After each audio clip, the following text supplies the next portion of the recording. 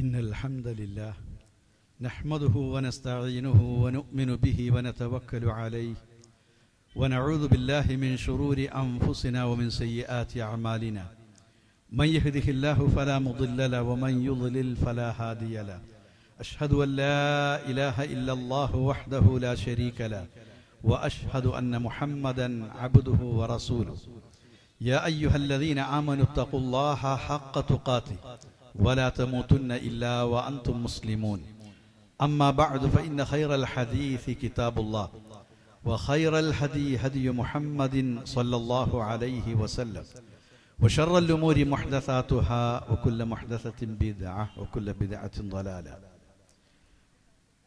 ബഹുമാന്യരായ വിശിഷ്ടാതിഥികളെ, പണ്ഡിതന്മാരെ, സംഘടനാ സാരഥികളെ, പ്രിയപ്പെട്ട സഹപ്രവർത്തകന്മാരെ, സഹോദരന്മാരെ, സഹോദരികളെ, സഹൃദയരായ നാട്ടുകാരെ, കേരള നദ്വത്തുൽ മുജാഹിദീൻ 50 വർഷം മുമ്പ് ആരംഭിച്ച ജാമിയ നദവിയ അതിൻ്റെ കർമ്മപദത്തിൽ 50 വർഷം പൂർത്തിയാക്കി 50ന്റെ നിറവിൽ അഭിമാനത്തോടുകൂടി തല ഉയർത്തി നിൽക്കുന്ന ഈ സന്ദർഭത്തിൽ ജാമിയയുടെ ഗോൾഡൻ ജൂബിലി ആഘോഷിക്കാൻ തീരുമാനിക്കുകയും അതിൻ്റെ പ്രഖ്യാപനം ഇന്ന് കേരള നദ്വത്തുൽ മുജാഹിദീന്റെ സംസ്ഥാന അധ്യക്ഷൻ നിർവഹിച്ചിരിക്കുകയുമാണ്. ഇന്ന് ഈ സമ്മേളനത്തെ ധന്യമാക്കാൻ, നമുക്ക് ഏവർക്കും ആവേശം പകരാൻ ജാമിയ നദവിയയുടെ തുടക്കം മുതൽ ഇന്നോളം അതിന്റെ കൂടെ, അതിന്റെ മുമ്പിൽ നിന്നുകൊണ്ട് ജാമിയ തളരുമ്പോഴൊക്കെ അതിനെ ഉയർത്തിക്കൊണ്ടുവരാൻ ആവതെല്ലാം ചെയ്തുകൊണ്ട് അതിനിന്നും സാരഥ്യം വഹിച്ചുകൊണ്ടിരിക്കുന്ന ജാമിയ നദവിയയുടെ മാനേജിംഗ് ട്രസ്റ്റി, കേരള നദ്വത്തുൽ മുജാഹിദീന്റെ സംസ്ഥാന ജനറൽ സെക്രട്ടറി ബഹുമാന്യനായ AP അബ്ദുൽ ഖാദിർ മൗലവി ഈ സ്റ്റേജിൽ നിന്ന് നമ്മെ അഭിസംബോധന ചെയ്യേണ്ടതായിരുന്നു. അദ്ദേഹത്തിന് അനാരോഗ്യം കൊണ്ട് ഇന്ന് ഈ വേദിയിലേക്ക് എത്താൻ സാധിച്ചിട്ടില്ല. നാം പ്രാർത്ഥിക്കുക സർവശക്തനോട് അദ്ദേഹത്തിന് വേണ്ടി, ആരോഗ്യം തിരിച്ചു കിട്ടുന്നതിനു വേണ്ടി.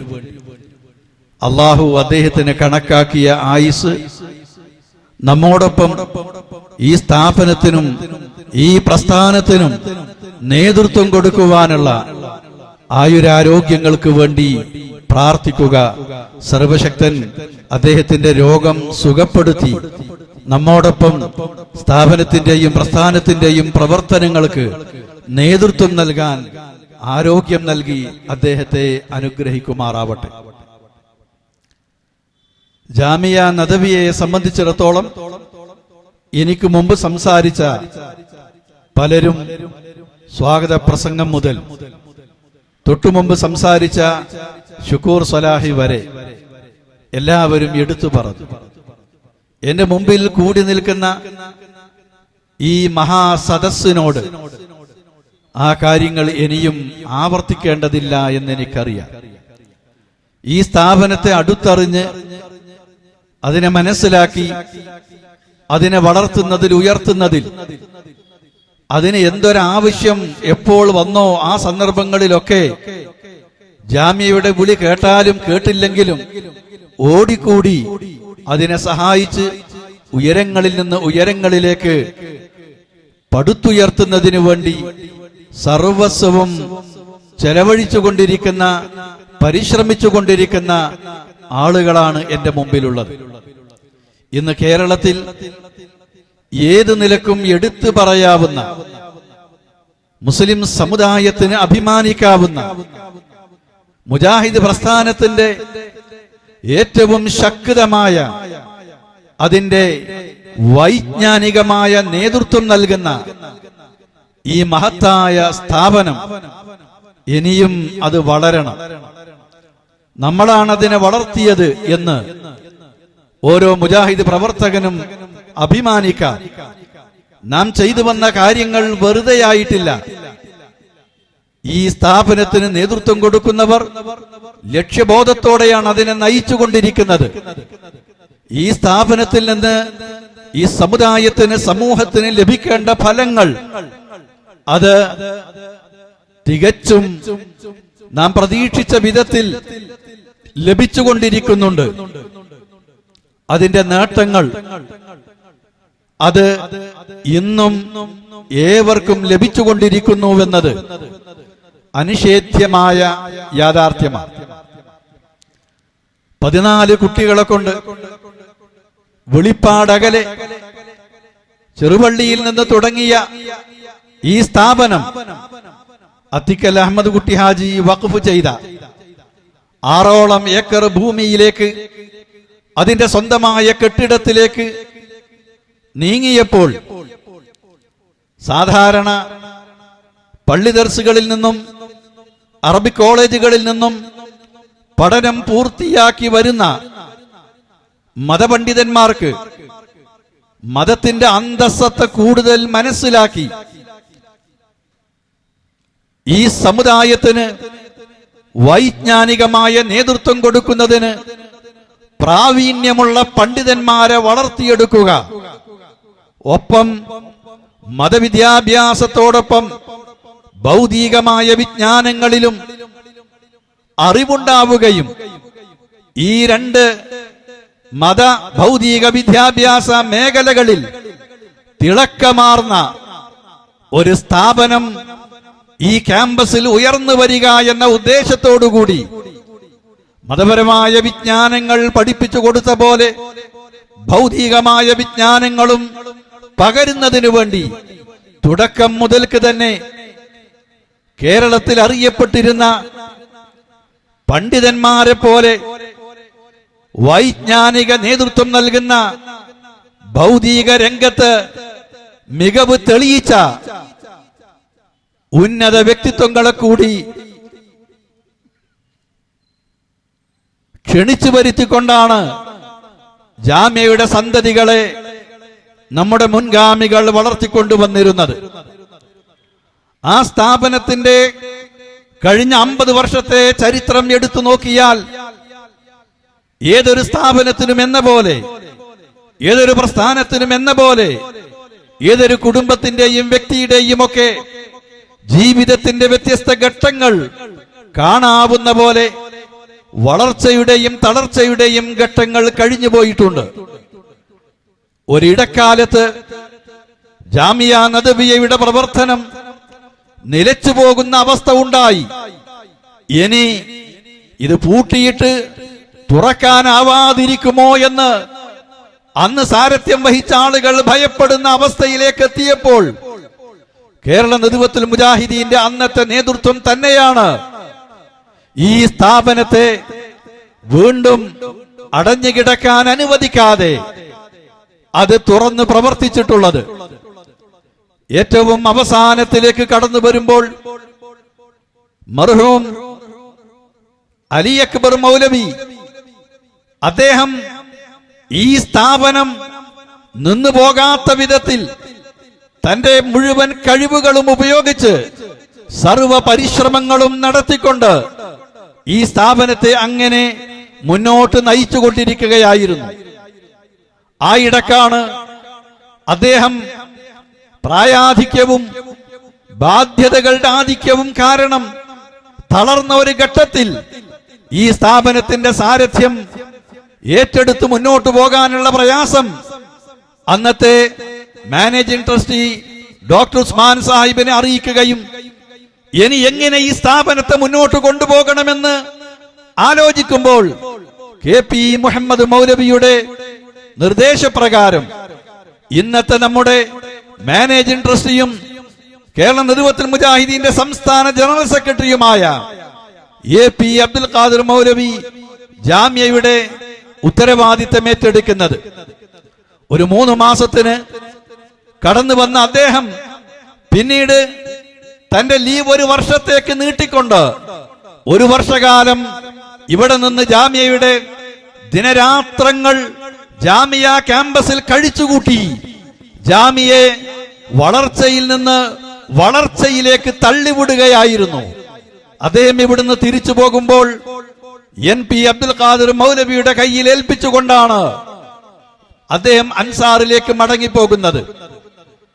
NP ആ റിലേ ഓട്ടം ബാറ്റൺ ഏറ്റെടുത്തുകൊണ്ട് ശക്തമായി മുന്നോട്ട് നീങ്ങുമ്പോൾ തന്റെ പിന്നിൽ AP ഉണ്ടെന്ന ഉറച്ച വിശ്വാസത്തോടുകൂടിയുള്ള ധീരമായ ആ ഓട്ടത്തിൽ അദ്ദേഹത്തിന് APയുടെ ശക്തി അതുകൂടി ഉപയോഗിച്ചുകൊണ്ടായപ്പോൾ ജാമിയ ക്യാമ്പസ് ഒന്നുകൂടി വിശാലമാവുകയായിരുന്നു.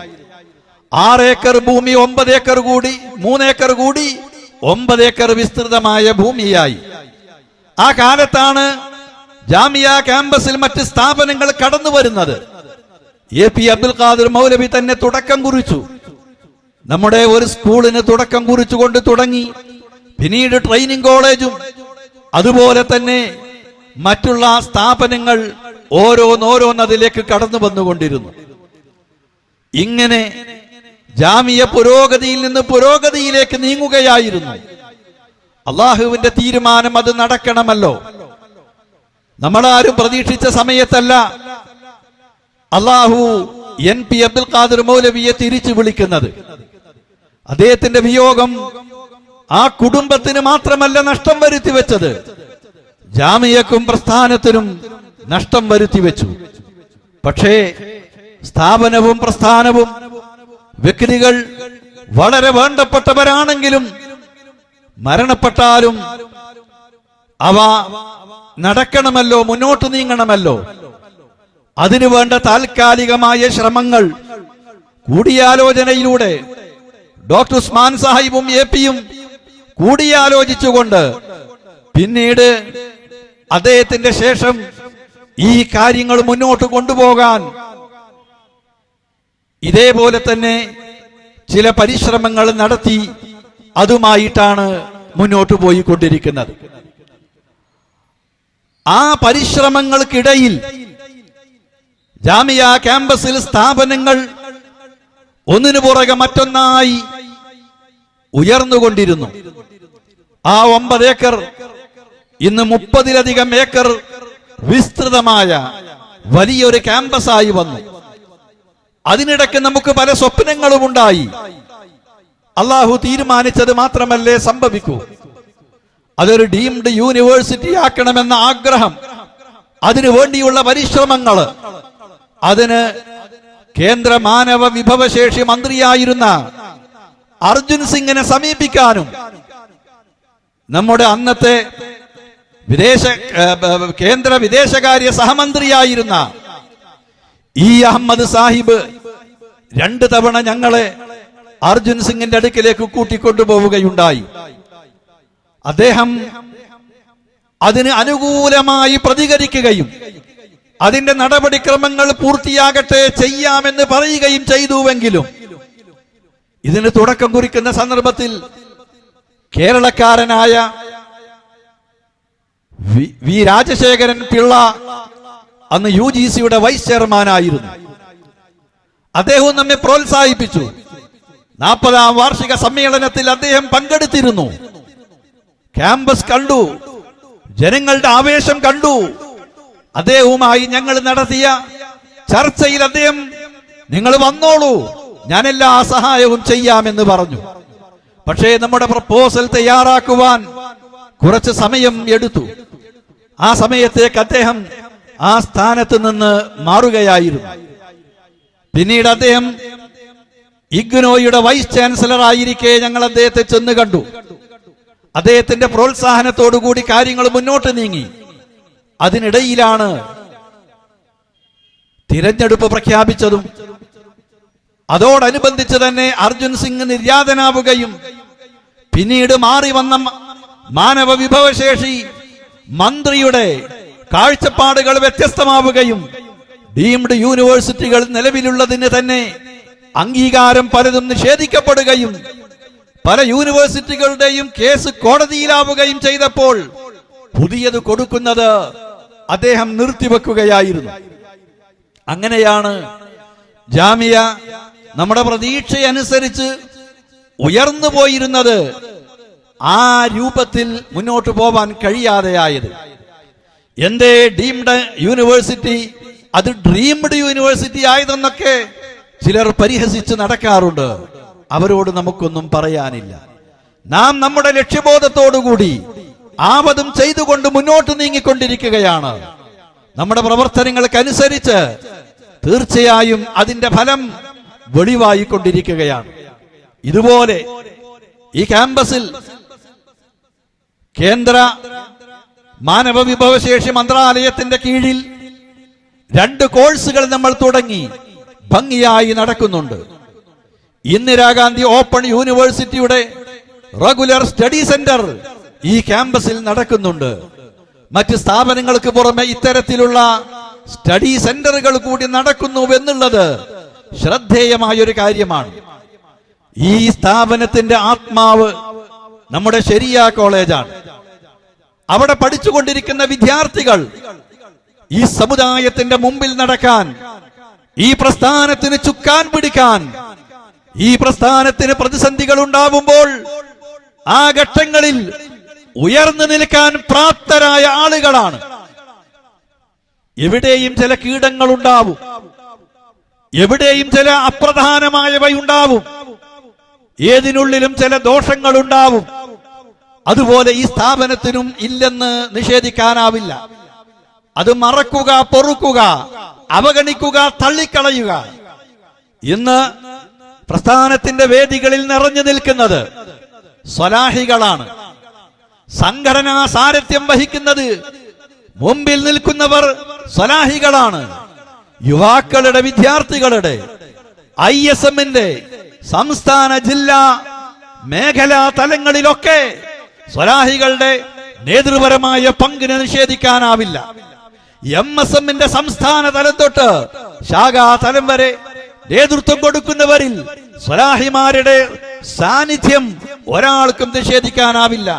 പ്രബോധന വീതിയിൽ അത് ഏത് തരത്തിലുള്ള പ്രഭാഷണങ്ങളാണെങ്കിലും, മുഖാമുഖങ്ങളാണെങ്കിലും, സംവാദങ്ങളാണെങ്കിലും സ്വലാഹിമാരുടെ സാന്നിധ്യം നിഷേധിക്കാനാവില്ല.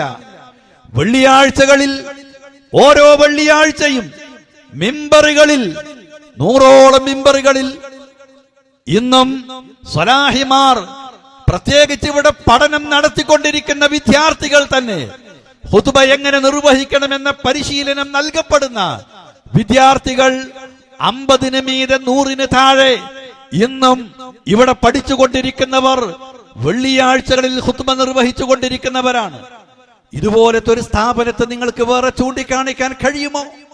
വേറെ നമുക്കില്ല എന്നതൊരു സത്യം മാത്രമാണ്. അതുകൊണ്ട് തന്നെയാണ് ജാമിയെ സ്വന്തം നാട്ടിൽ പള്ളി ഉണ്ടായിട്ടും, മദ്രസയുണ്ടായിട്ടും, അറബിക് കോളേജ് ഉണ്ടായിട്ടും, വേറെ സ്ഥാപനങ്ങൾ ഉണ്ടായിട്ടും, അതിനുവേണ്ടി പണിയെടുക്കേണ്ടതുണ്ടായിട്ടും, അതിനുവേണ്ടി പരിശ്രമിച്ചിട്ടും, അതിനുവേണ്ടി എല്ലാം ചെയ്തുകൊണ്ടിരിക്കുമ്പോഴും അതിനേക്കാൾ ഉപരിയായി ജാമിയെ സ്നേഹിക്കാൻ ഇസ്ലാഹി കേരളം സന്നദ്ധമാകുന്നത്.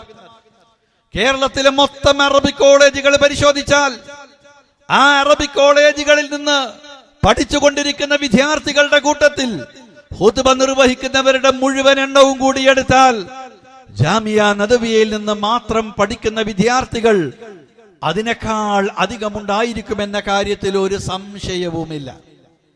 ജാമിയയെ മാത്രമല്ല, മറ്റ് അറബിക് കോളേജുകളെ കൂടി പരിചയമുള്ള ഒരു വ്യക്തി എന്ന നിലക്ക് എനിക്ക് ധൈര്യമായി കാര്യം പറയാൻ സാധിക്കും. എന്നാൽ ഇന്നെന്റെ ആവശ്യം മനസ്സിലാക്കി ഈ സ്ഥാപനം ഇനിയും പല മേഖലകളിൽ വളർന്നു വരേണ്ടതുണ്ട്. അതിനെ വളർത്തേണ്ടത് നമ്മൾ തന്നെയാണ്.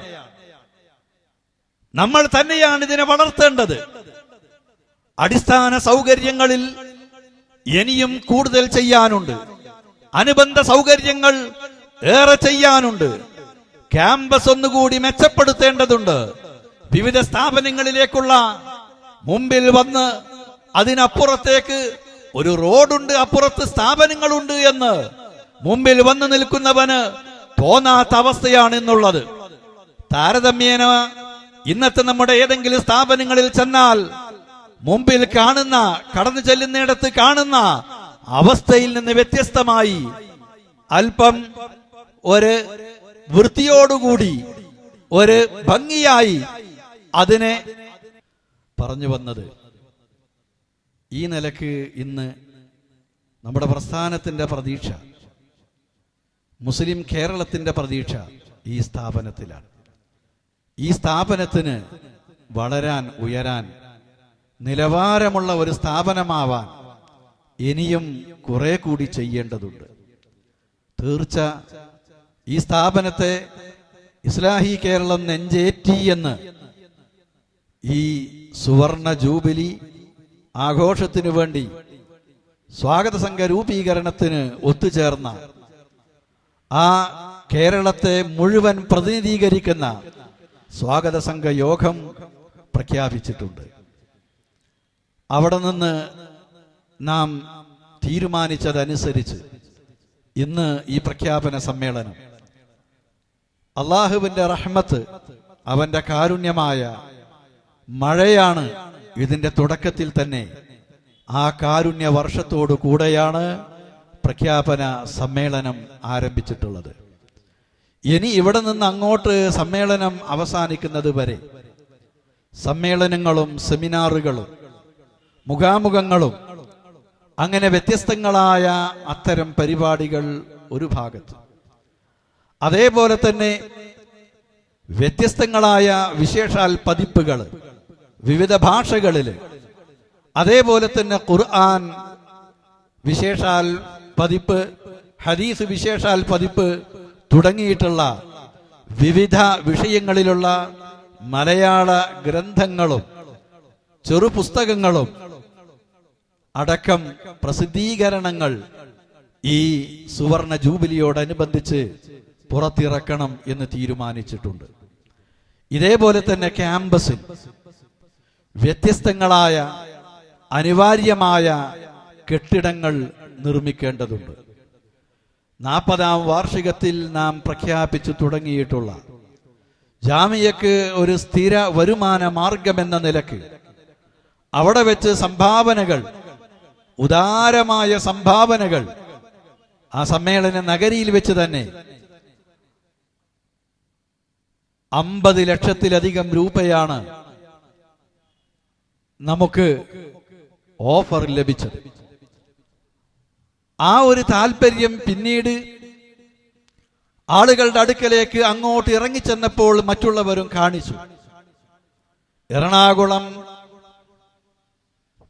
വൈറ്റില ബൈപ്പാസിൽ നാം വിലക്ക് വാങ്ങിയിട്ടുള്ള ഒരു കെട്ടിടം, നാം വിലക്ക് വാങ്ങിയ സ്ഥലം, ആ സ്ഥലം വാങ്ങാൻ നമുക്ക് സാധിച്ചുവെങ്കിലും കെട്ടിടം നിർമ്മിക്കാൻ നാം പ്രയാസപ്പെടുകയായിരുന്നു. വളരെ വിശിഷ്ടമായ ഒരു ജോയിന്റ് വെഞ്ചറായി അതിൽ 7 നില കെട്ടിടം നിർമ്മിക്കുകയും അതിന്റെ പാതി ജാമിയക്കും പാതി നിർമ്മിച്ചു തരുന്ന വ്യക്തിക്കുമായി ആ ഒരു ധാരണയോടുകൂടി നിർമ്മിച്ചത് പൂർത്തിയായപ്പോൾ ഇന്ന് ജാമിയയുടെ ഭാഗത്ത് നിന്ന് ലഭിക്കുന്ന ആദായം ഈ സ്ഥാപനത്തിന്റെ വളർച്ചയ്ക്ക്, ഇതിന്റെ നടത്തിപ്പിന് ഉപകരിക്കണമെന്ന തീരുമാനം ജാമിയയുടെ സാരഥികൾ നടപ്പാക്കുകയായിരുന്നു. അതിൽ നിന്ന് ലഭിച്ചിട്ടുള്ള വരുമാനം ഉപയോഗിച്ചുകൊണ്ട് ഇൻഷാ അല്ലാഹ് ഈ 50ാം വാർഷികത്തോടനുബന്ധിച്ച് റബ്ബിന്റെ തൗഫീഖ് ഉണ്ടെങ്കിൽ പുതിയ ഒരു പദ്ധതിക്ക് അതുകൊണ്ടായിരിക്കും തുടക്കം കുറിക്കുക. ഇതുപോലെ നമുക്ക് വേറെയും പദ്ധതികൾ ഈ ഡിസംബർ വരെ നീണ്ടു നിൽക്കുന്ന ഈ കാലയളവിൽ നമുക്ക് നിർമ്മിക്കുവാനുണ്ട്. ഞാൻ ആ പദ്ധതികൾ മുഴുവനും കൂടി ഇവിടെ വിശദീകരിക്കുന്നില്ല, അതിന്റെ ആവശ്യവുമില്ല. വളരെ പ്രധാനപ്പെട്ട ജാമിയക്ക് വേണ്ടി ഒരു പൈസ ഒരാൾ നൽകിയിട്ടുണ്ടെങ്കിൽ അത് ആ ലക്ഷ്യത്തിന് വേണ്ടി സൂക്ഷ്മതയോടുകൂടിയാണ് വിനിയോഗിച്ചു കൊണ്ടിരിക്കുന്നത്. ആ ചെയ്തത് എവിടെ പോയി എന്നൊരാൾക്ക് ചോദിക്കേണ്ടതില്ല. അതെങ്ങനെ ചെലവഴിച്ചു എന്ന് സംശയിക്കേണ്ടതില്ല. അത് വന്നു നോക്കിയാൽ അവിടെ കാണാൻ സാധിക്കും. അന്ന് സ്വരൂപിച്ചിട്ടുള്ള ആ കോംപ്ലക്സിൽ നിന്ന് ലഭിച്ച വരുമാനമാണ് ഇന്ന് ഒരു പദ്ധതിക്ക് തുടക്കം കുറിക്കാൻ പ്രചോദനം നൽകിയിട്ടുള്ളത് എന്നത്, ഞങ്ങൾ ഈ സ്ഥാപനത്തിന് വേണ്ടി നൽകിയിട്ടുള്ള സംഭാവന, ഇതിന്റെ സാരഥികൾ വളരെ ശ്രദ്ധയോടുകൂടിയാണ് കൈകാര്യം ചെയ്തിട്ടുള്ളതെന്ന് ജാമ്യയുടെ അഭ്യുദയകാംക്ഷികൾക്ക്, ഉദാരമായ സംഭാവനകൾ അർപ്പിച്ചവർക്ക് ഉറപ്പിച്ചും പറയാൻ സാധിക്കുന്ന നിലക്ക് അതിനുള്ള വ്യക്തമായ തെളിവുകൾ കണ്ണുകൊണ്ട് ആർക്കും നോക്കി കാണാവുന്ന നിലക്കാണ് ചൂണ്ടിക്കാണിച്ചു കൊടുക്കാൻ അത് തയ്യാറാക്കിക്കൊണ്ടിരിക്കുന്നത്. ഇതുപോലെ വിവിധങ്ങളായ ഒരു സ്ഥാപനം എന്നുള്ള നിലക്ക്, ഇസ്ലാഹി പ്രസ്ഥാനത്തിന്റെ പ്രതീക്ഷ എന്ന നിലക്ക് ഈ പുതിയ കാലത്ത് നമ്മുടെ പ്രസ്ഥാനം, നമ്മുടെ സമുദായം, നാം ജീവിച്ചുകൊണ്ടിരിക്കുന്ന ഈ രാജ്യം ആവശ്യപ്പെടുന്ന കാര്യങ്ങൾ എന്താണെന്ന് മനസ്സിലാക്കി അത് സമുദായത്തിന്, പ്രസ്ഥാനത്തിന്, സമൂഹത്തിന്, വരും തലമുറക്ക് ലഭ്യമാക്കുന്ന വിധത്തിലായിരിക്കണം പ്രവർത്തനങ്ങൾ മുന്നോട്ട് കൊണ്ടുപോകേണ്ടത്. ആ രീതിയിലാണ്, അത്തരത്തിലുള്ള പദ്ധതികൾക്കാണ് ഇപ്പോൾ പ്രാമുഖ്യം കൽപ്പിച്ചുകൊണ്ട് ചിന്തിച്ച് നടപ്പാക്കാൻ ശ്രമിച്ചുകൊണ്ടിരിക്കുന്നത് എന്നാണ് ഈ സന്ദർഭത്തിൽ എനിക്ക് സൂചിപ്പിക്കുവാനുള്ളത്. ഈ സ്ഥാപനം നിങ്ങളുടേതാണ്. ഓരോരുത്തരും എന്റെ സ്ഥാപനം എന്നുള്ള നിലക്ക് ഈ സ്ഥാപനത്തെ കാണുകയും ഇനി ഇവിടെ നിന്ന് അങ്ങോട്ട് ഇതിന്റെ ആവശ്യങ്ങൾക്ക് വേണ്ടി നിങ്ങളുടെ അടുക്കലേക്ക് ഇറങ്ങി വരുമ്പോൾ ആ രീതിയിൽ നിങ്ങൾ കാണുകയും ചെയ്യണം. അല്ലാഹു സുബ്ഹാനഹു വ തആല മാനവതയുടെ മോക്ഷത്തിന് വേണ്ടി അവതരിപ്പിച്ച അവന്റെ സന്ദേശമായ വിശുദ്ധ ഖുർആനും അള്ളാഹുവിന്റെ ദൂതനായ തിരുനബിയുടെ ചര്യയും അനുസരിച്ചുകൊണ്ട് കാലഘട്ടത്തിലെ പ്രശ്നങ്ങൾ മനസ്സിലാക്കി അവയോട് പ്രതികരിച്ചുകൊണ്ട് പ്രബോധനം നടത്താൻ പ്രാപ്തരായ മതപണ്ഡിതന്മാരെ വാർത്തെടുക്കുക എന്ന ലക്ഷ്യത്തോടുകൂടെയാണ് ഈ സ്ഥാപനം മുന്നോട്ട് നീങ്ങിക്കൊണ്ടിരിക്കുന്നത്. അതുകൊണ്ട് തന്നെ അതിന് സഹായകമായ നമ്മുടെ സമുദായത്തിന് വിദ്യാഭ്യാസ മേഖലയിൽ ഒരു പൂർത്തീകരണം എന്നുള്ള നിലക്ക് കൂടി ആ രംഗത്തുള്ള ഒരു വിദ്യാഭ്യാസ സമുച്ചയമായി ഇതിനെ വളർത്തിക്കൊണ്ടിരിക്കുകയാണ്. അതുകൊണ്ട് നമുക്കാവശ്യമായ പണ്ഡിതന്മാരെ, നമുക്കാവശ്യമായ പ്രബോധകന്മാരെ, മതരംഗത്തും സംഘടനാ രംഗത്തും കൊള്ളാവുന്ന ആളുകളെ വളർത്തിയെടുക്കുന്നതിന് വേണ്ടിയുള്ള ഈ തീവ്ര ശ്രമം വിദ്യാഭ്യാസ രംഗത്ത് ഇസ്ലാമിക സംസ്കാരത്തെ നശിപ്പിച്ചുകൊണ്ട് ഇതര സംസ്കാരങ്ങൾ കുത്തിവെക്കുന്ന തരത്തിലുള്ള സ്ഥാപനങ്ങളിലേക്ക് നമ്മുടെ കുട്ടികളെ പറഞ്ഞയക്കുന്നതിന് പകരം അത്തരത്തിലുള്ള സ്ഥാപനങ്ങൾ നമ്മുടെ ക്യാമ്പസിൽ ഇസ്ലാമിക സംസ്കാരത്തോടുകൂടി തന്നെ സ്ഥാപിച്ച് നടപ്പിൽ വരുത്തുക എന്ന ലക്ഷ്യവും ഇതര സ്ഥാപനങ്ങൾ സ്ഥാപിക്കുന്നതിൽ ജാമിയക്കുണ്ട്, ഇതിന്റെ നേതൃത്വത്തിനുണ്ട്, നമ്മുടെ പ്രസ്ഥാനത്തിനുണ്ട്. ഈ ഒരു തിരിച്ചറിവോടുകൂടി മുമ്പോട്ട് നീങ്ങുമ്പോൾ ഇനിയും ഒരുപാട് പടവുകൾ നമുക്ക് താണ്ടി കടക്കാനുണ്ട്. അതുകൊണ്ട് കൂടുതൽ ഈ സ്ഥാപനത്തെ വളർത്തിയെടുക്കുവാൻ കഠിനാധ്വാനം ചെയ്യേണ്ടതുണ്ട്. ഇത് നിങ്ങളുടെ മനസ്സിലുണ്ടാവട്ടെ എന്നാണ് എനിക്ക് സൂചിപ്പിക്കാനുള്ളത്. അവസാനിപ്പിക്കുമ്പോൾ ഓർമ്മിപ്പിക്കുവാനുള്ളത്, ഇവിടെ എനിക്ക് മുമ്പ് സംസാരിച്ചവരൊക്കെ സൂചിപ്പിച്ചതുപോലെ എന്നും ജാമിയ നദവിയക്ക് എതിരാളികൾ ഉണ്ടായിട്ടുണ്ട്. അതാ കാണുന്ന കെട്ടിടത്തിനോടുള്ള എതിർപ്പല്ല, അവിടെ വന്നു പോകുന്ന ആളുകളോടുള്ള എതിർപ്പല്ല, അത് ഇസ്ലാഹി പ്രസ്ഥാനത്തിനോടുള്ള എതിർപ്പാണ്. ഇസ്ലാഹി പ്രസ്ഥാനം പ്രതിനിധാനം ചെയ്യുന്ന ആദർശത്തിനോടുള്ള എതിർപ്പാണ്. ഇത് ഇസ്ലാഹി പ്രസ്ഥാനത്തിനോടോ അതിന്റെ ആദർശത്തിനോടോ ഉള്ള എതിർപ്പെന്ന് പറഞ്ഞാൽ പ്രവാചകന്മാരോട് കാണിച്ച ശത്രുത വിശുദ്ധ ഖുർആനിനോടും അഥവാ വേദഗ്രന്ഥങ്ങളോടും കാണിച്ചിട്ടുള്ള ശത്രുത, അതിന്റെ പിന്തുടർച്ചയാണ് മതാധ്യാപകന്മാരോടും മതസ്ഥാപനങ്ങളോടും മതാധ്യാപനത്തോടും ഇന്നും തുടർന്നുകൊണ്ടിരിക്കുന്നത്. പ്രവാചകന്മാരുടെ യഥാർത്ഥ അനുയായികൾക്ക് അള്ളാഹുവിന്റെ ദീനിന്റെ യഥാർത്ഥ അന്തസ്സത്ത ആളുകൾക്ക് പഠിപ്പിച്ചു കൊടുക്കുന്ന ആ സംവിധാനത്തിനോട് എതിർപ്പുണ്ടാവുക സ്വാഭാവികമാണ്. ഈ എതിർപ്പൊന്നും കേൾക്കാനാവില്ല, കാണാനാവില്ല, നേരിടാനാവില്ല. ആരും എന്നെ എതിർക്കരുത് എന്നൊരാൾ വിചാരിക്കണമെങ്കിൽ അയാൾ ഒന്നും ചെയ്യാതൊരു മൂലയിൽ ഇരുന്നാൽ മതി. ഒരാൾ സത്യമാണ് പറയുന്നതെങ്കിൽ സത്യത്തിന്റെ എതിരാളികളുടെ എതിർപ്പുകൾ അയാൾക്ക് നേരെ ഉണ്ടാവും. ഇന്ന് ലോകത്ത് ഏറ്റവും കൂടുതൽ വിമർശിക്കപ്പെടുന്നത് ഏതാണെന്ന് ചോദിച്ചാൽ അത് പരിശുദ്ധ ഇസ്ലാമാണ്. ഏറ്റവും കൂടുതൽ വിമർശിക്കപ്പെടുന്ന വ്യക്തി ആരാണെന്ന് ചോദിച്ചാൽ അള്ളാഹുവിന്റെ ദൂതൻ മുഹമ്മദ് മുസ്തഫ സല്ലല്ലാഹു അലൈഹി വസല്ലമയാണ്. ആ ഖുർആനിന്റെ ആദർശം എവിടങ്ങളിലൊക്കെ എങ്ങനെയൊക്കെ പ്രചരിപ്പിക്കുന്നുവോ ആ സംവിധാനങ്ങളോടൊക്കെ ആ എതിർപ്പുകൾ ഉണ്ടാവും. ആ പ്രവാചകന്റെ പിന്തുടർച്ചക്കാരായി ആരൊക്കെ പ്രവർത്തിക്കുന്നുവോ അവർക്ക് അതിനനുസരിച്ചുള്ള എതിർപ്പുകളും നേരിടേണ്ടി വരും. ഇത് ഉൾക്കൊണ്ടുകൊണ്ട് പക്വമായ മനസ്സോടുകൂടി ബുദ്ധിപരമായി പ്രതികരിച്ചുകൊണ്ട് നമ്മുടെ ലക്ഷ്യത്തിൽ നിന്ന് വ്യതിചലിക്കാതെ നാം മുന്നോട്ട് പോവുക. സാർത്ഥവാഹക സംഘം മുന്നോട്ട്, കുരക്കുന്നവർ കുരക്കട്ടെ എന്ന് വിചാരിക്കുകയല്ലാതെ ആ കുര കേട്ടുകൊണ്ട് നമുക്ക് തിരിഞ്ഞു നോക്കാൻ പറ്റില്ല. നാം നമ്മുടെ വഴിക്ക് മുന്നോട്ട് പോവുകയാണ്. അത് ഏത് മാധ്യമത്തിൽ നിന്നാണെങ്കിലും ഏത് വ്യക്തികളിൽ നിന്നാണെങ്കിലും അവരൊക്കെ അവരുടെ അതിനുവേണ്ടി ഉണ്ടായതാണല്ലോ എങ്കിൽ അവരത് ചെയ്തു കൊള്ളട്ടെ. നാം എന്തിനു വേണ്ടി നിലകൊള്ളുന്നു അത് മനസ്സിലാക്കി മുന്നോട്ട് പോവുക. സർവശക്തൻ നമ്മെ തുണക്കുമാറാവട്ടെ. അവന്റെ സഹായം നമുക്കുണ്ടാകുമാറാവട്ടെ. നമ്മുടെ ആത്മാർത്ഥതയും ആ ആത്മാർത്ഥതയനുസരിച്ചുള്ള പ്രവർത്തനവും നിർവഹിക്കുവാനുള്ള തൗഫീഖ് ഉണ്ടാകുമാറാവട്ടെ. വസല്ലല്ലാഹു വസല്ലമ അലാ നബീന മുഹമ്മദ് വആലിഹി വസഹാബതി അജ്മഈൻ. വസ്സലാമു അലൈക്കും വറഹ്മത്തുള്ളാഹി വബറകാതുഹു.